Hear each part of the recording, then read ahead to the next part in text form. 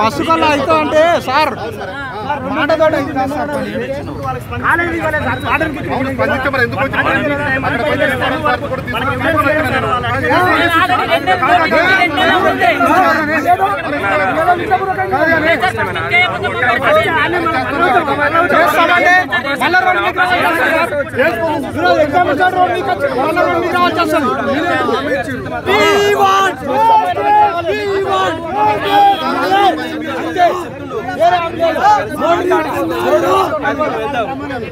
చెప్పేది వినండి సార్, వినండి వినరా?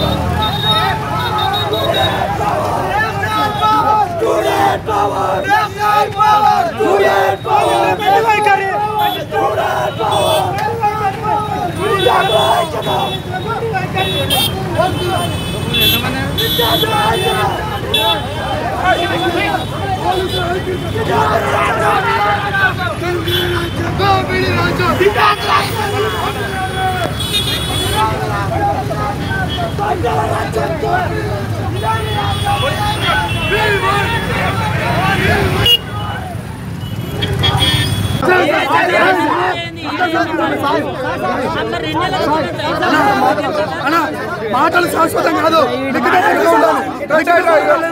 ఒకసారి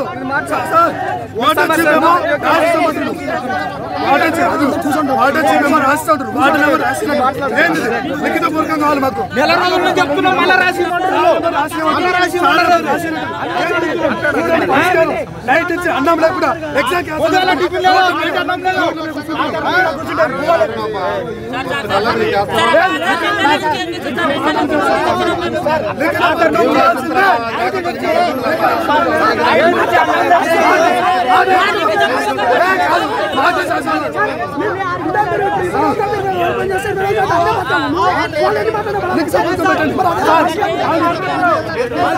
మెస్సుకు రావద్దంటారు.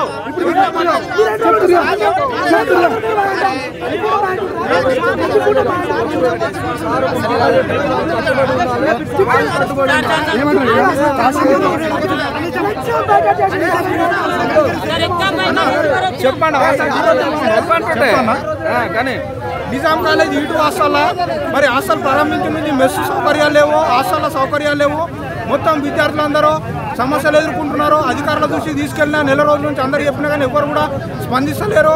సీనియర్లు, ఎంఈడి వాళ్ళు, అలాగే వీళ్ళంతా మెస్సు మాదని జూనియర్లను అంతా భయపెట్టడం జరుగుతుంది.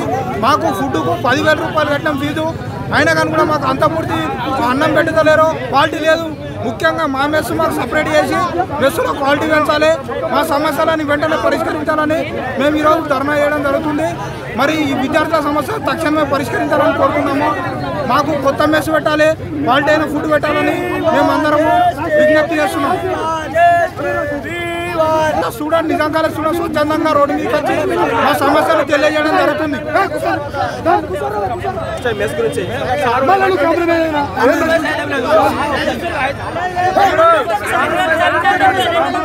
అందరికి కూర్చోబెట్టి సార్ ఒక 5 రోజులు టైం ఇచ్చాడు మనకు. 5 రోజులు పరిష్కారం కాకపోతే మన రోడ్డు మీద కూర్చుందా అని చెప్పారు. సార్ ఇచ్చిండు. ఇప్పుడు సార్ మాట్లాడతాడు.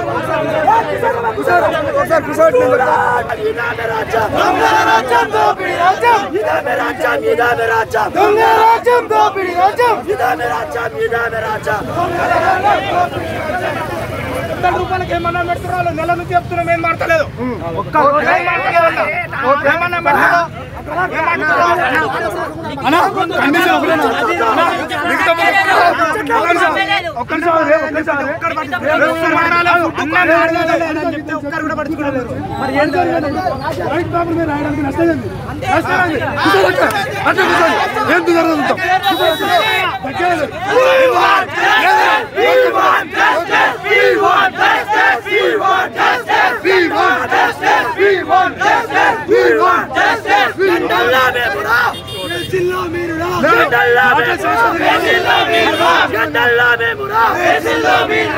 శాశ్వతంగా